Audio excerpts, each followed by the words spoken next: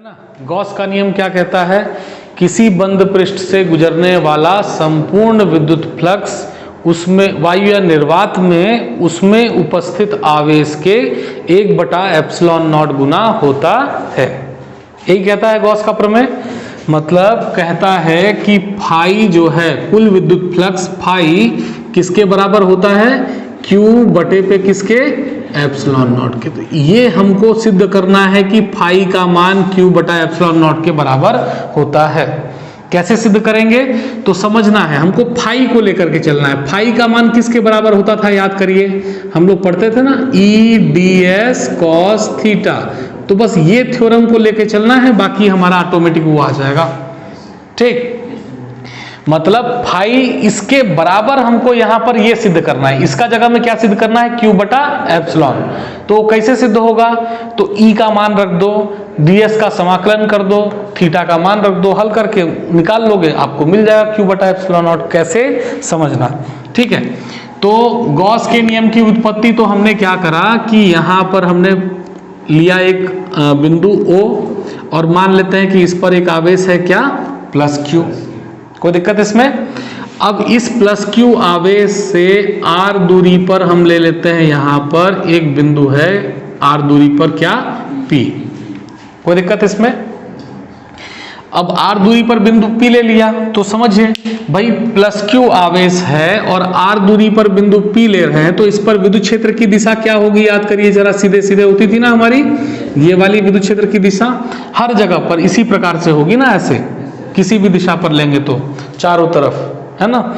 तो E की दिशा आपकी ये हो गई, कोई दिक्कत इसमें?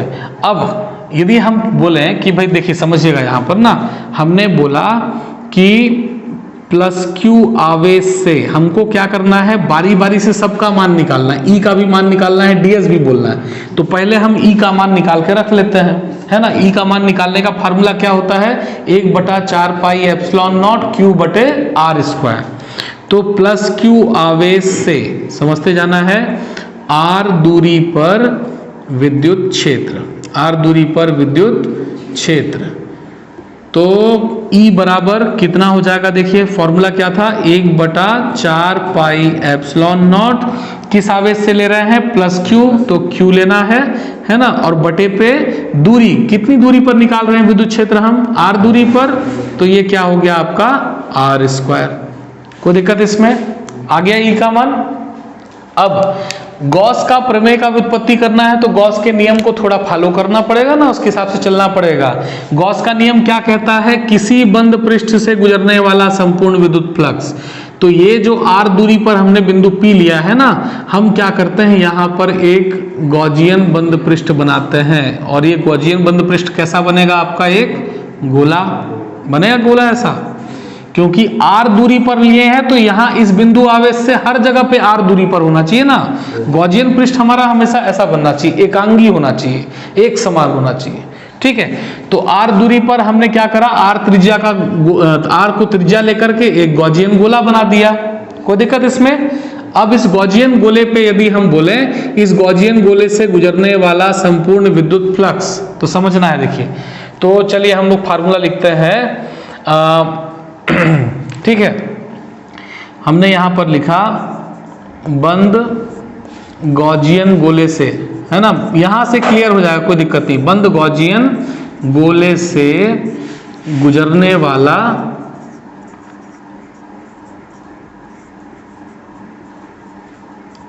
संपूर्ण विद्युत फ्लक्स। तो विद्युत फ्लक्स क्या होता है? फाई ना, विद्युत फ्लक्स। तो फाई बराबर कितना होता है? जरा बताइए जल्दी से। फाई बराबर हम लोगों ने क्या, नहीं ये तो सिद्ध करना है, ध्यान रखना है। फाई बराबर कितना होता है हमारा?